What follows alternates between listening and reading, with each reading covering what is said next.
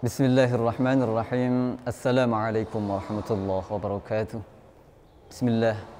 Bismillahi wa kafa. Wassalatu wassalamu ala nabiyyina al-mustafa wa ala alihi wa sahbihi ahlut tuqa wal wafa. Asyhadu an la ilaha illallah wahdahu la syarika lah wa anna Muhammadan abduhu wa rasuluhu la nabiyya wa la rasula ba'da. Para pemirsa yang dirahmati oleh Allah Subhanahu wa taala. Alhamdulillahirabbil alamin. Kita semuanya masih dalam kondisi, dalam keadaan sehat walafiat. Semoga Allah Subhanahu wa taala senantiasa jadikan kita hamba yang selalu bersyukur, hamba yang selalu dan pandai bersyukur atas kenikmatan-kenikmatan yang telah Allah berikan, sehingga kita menjadi hamba yang oleh Allah selalu didekatkan dengan kebaikan.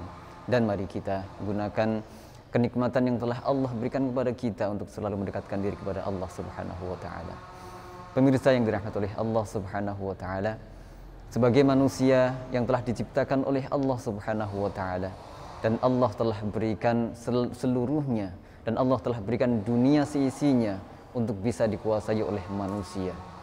Maka sekali lagi bahwa Allah ciptakan manusia tidak lain hanyalah agar manusia menjadi hamba Allah yang baik, menjadi hamba yang selalu beribadah kepada Allah Subhanahu wa taala.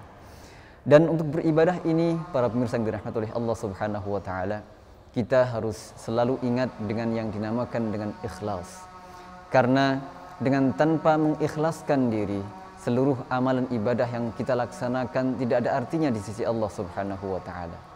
Bahwa segala sesuatu yang jika dilaksanakan, dilakukan dengan mengeluarkan tenaga sebanyak apapun, atau mungkin dengan mengeluarkan biaya yang sebanyak apapun, jika tidak diniatkan karena Allah Subhanahu wa taala, jika tidak dimulai dengan menyebut nama Allah Subhanahu wa taala, niscaya yang dilakukan hanyalah mungkin hanya mendapatkan capek atau mungkin hanya rugi yang didapatkan. Maka sebagaimana yang disampaikan oleh Rasulullah sallallahu alaihi wasallam, banyak di antara orang yang berpuasa, dia hanya mendapatkan lapar dan dahaga saja. Dia tidak mendapatkan apa-apa kecuali hanya lapar dan dahaga. Sekali lagi, para pemirsa yang dirahmati oleh Allah Subhanahu wa taala, mari kita mulai kajian kita pada kesempatan kali ini dengan niat ikhlas karena Allah Subhanahu wa taala.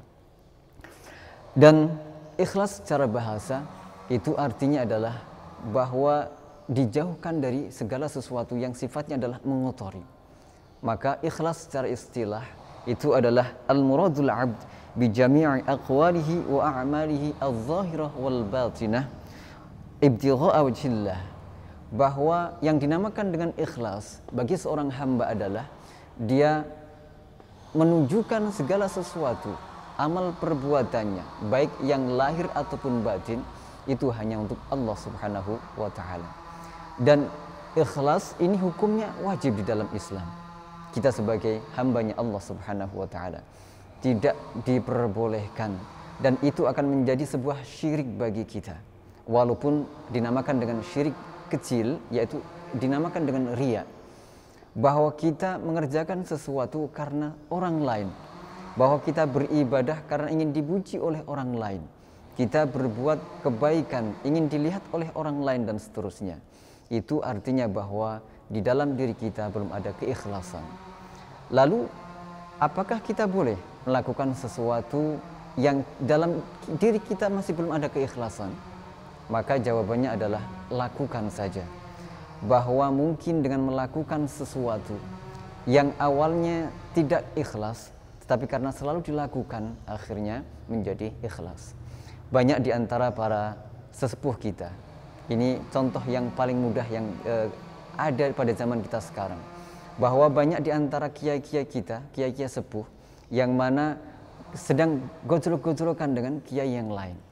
Bahwa ada kiai tersebut yang beliau selalu menemani santrinya untuk berzikir bersama setelah sholat. Lalu, sampean, karena mungkin sedang bersama para santri, akhirnya sampean kelihatan sibuk.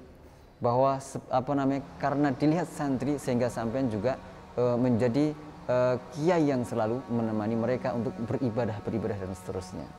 Akhirnya hanya beliau jawab, "Nggih, dan memang saya akui bahwa awalnya saya niat menemani para santri untuk melakukan ritual-ritual.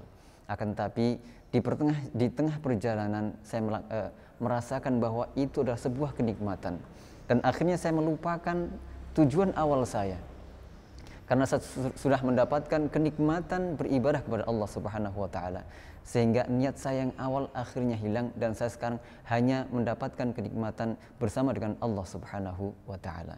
Maka keikhlasan perlu dibangun dan perlu diusahakan, sehingga para pemirsa yang dirahmati oleh Allah Subhanahu wa taala, bahwa ikhlas itu kapan dan kapan harus dilakukan.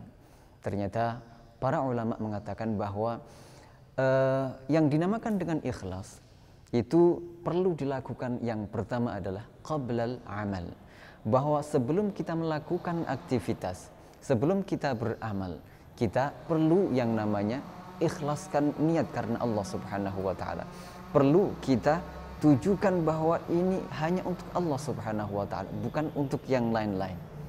Nah, dan setelahnya yaitu ikhlas kapan kita lakukan lagi, yaitu asna'al amal, yaitu ketika kita sedang beramal. Karena sebagaimana kita ketahui bersama bahwa syaitan tidak akan pernah membiarkan kita melakukan ketaatan kepada Allah Subhanahu wa taala. Syaitan akan menggunakan trik A, jika tidak berhasil dia akan menggunakan trik yang B, dan seterusnya, sehingga manusia merasa tertipu dengan trik-trik yang dilakukan oleh syaitan tersebut. Nah, sehingga ketika kita sedang beramal atau di tengah-tengah kita melakukan kebaikan atau di tengah-tengah ibadah, kita tetap harus mengingat bahwa kita harus memperbaharui lagi keikhlasan kita karena kepada Allah Subhanahu wa taala. Dan yang terakhir, bahwa kita juga masih perlu mempertahankan keikhlasan tersebut, yaitu setelah tadi di awal kita ikhlaskan karena Allah Subhanahu wa taala, niatkan hanya untuk Allah Subhanahu wa taala. Yang ketika kita beramal pun juga kita harus masih selalu mengintrospeksi bahwa setan juga pasti akan mempengaruhi kita. Setan akan membisikkan was-was di dalam hati kita.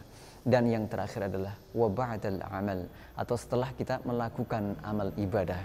Nah, dan setelah kita melakukan amal ibadah, bahwa kita juga harus tahu bahwa amal atau ibadah yang kita lakukan tidak atau jauh dari yang namanya kesempurnaan, jauh dari yang namanya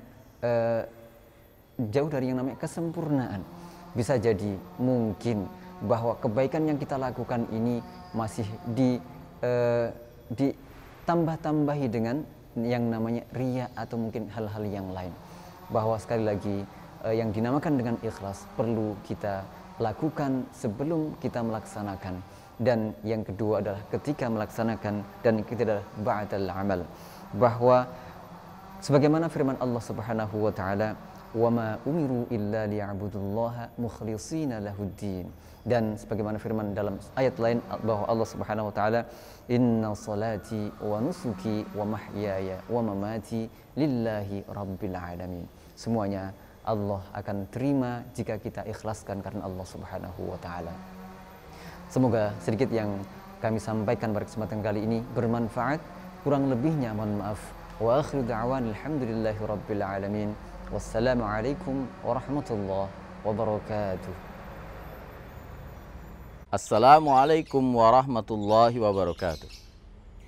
Puasa tidak hanya sekedar menahan diri dari makan dan minum, tetapi puasa menahan diri dari segala perbuatan dosa dan maksiat. Kami, pengasuh Asrama Putri MBS Al-Mujahidin, mengucapkan selamat menunaikan ibadah puasa.